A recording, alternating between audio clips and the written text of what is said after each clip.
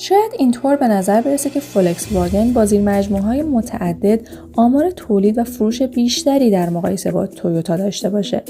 اما در واقع هنوز غول خودروسازی ژاپن به عنوان بزرگترین خودروساز دنیا فعالیت میکنه. ارزش برند این شرکت ژاپنی چیزی نزدیک به 64.5 میلیارد دلار برآورد شده و سالهاست مرسدس بنز، BMW و حتی تسلا رو که در جایگاه‌های دوم تا چهارم برندهای خودروی جهان قرار دارن رو پشت سر گذاشته.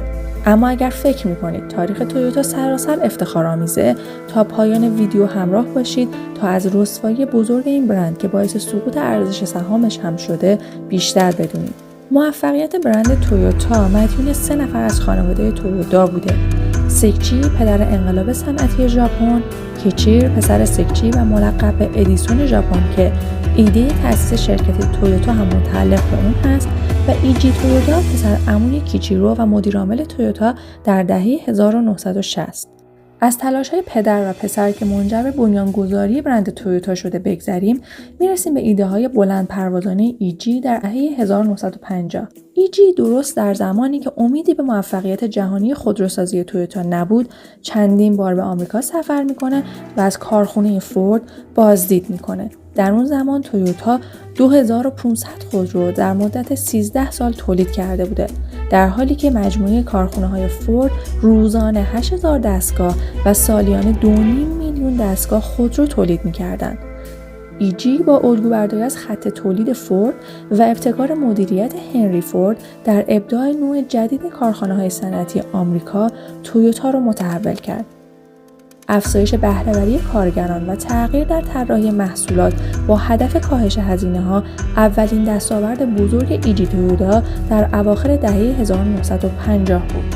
حضور ایجی برای تویوتا دستاوردهای جهانی بزرگی به همراه داشت، اما قبل از معرفی دستاوردهای اون، اگر تا اینجای ویدیو برات جالب بوده لطفاً لایکش کن تا بیشتر دیده بشه.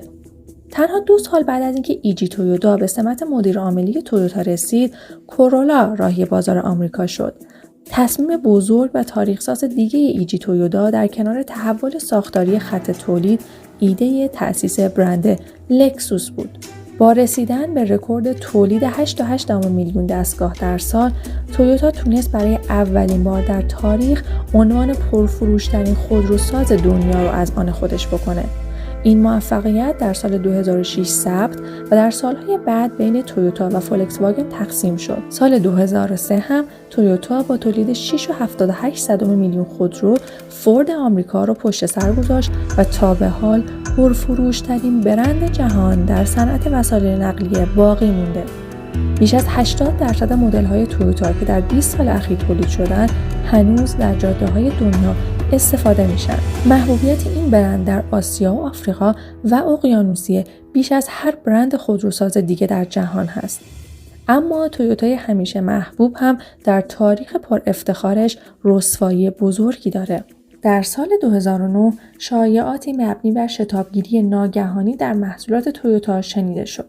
این نقص با مرگ 19 نفر در آمریکا قوت گرفت. کابوس نوامبر 2009 و فراخوان 4.2 میلیون دستگاه از انواع تویوتا و لکسوس در مدت زمان کمتر از 1 ماه، یعنی اواسط آبان تا آذر 1388، شهرت غول خودروسازی ژاپن به عنوان سازنده محصولات کم استهلاک و ایمن رو خدشه‌دار کرد. سال بعد هم میلیون ها دستگاه تویوتا و لکسوس فراخوانده شدند تا در مجموع در سالهای 2009 و 2010 حدود 10 میلیون خودرو بازبینی بشن. در نهایت مقام‌های خودروسازی ژاپن با اقرار به کمکاری این شرکت و پنهان کردن مشکل فنی سرانجام مجبور به پرداخت 1 میلیارد و 200 میلیون دلار جریمه به وزارت دادگستری آمریکا شدند و گروهی از مدیران ارشد تویوتا در فوریه 2010 یعنی بهمن 1388 عذرخواهی کردند. این اتفاق یک بار دیگه در زمستان سال گذشته تکرار شد و باعث شد در عرض 1 روز سهام این شرکت 4% کاهش پیدا کنه. اگر سرگذشت برندهای بزرگ دیگه برات جالبه، حتما در کامنت ها اسمشون رو برام بنویس تا در کانال دود قرمز معرفی کنم. و یادت نره که این کانال رو سابسکرایب کنی.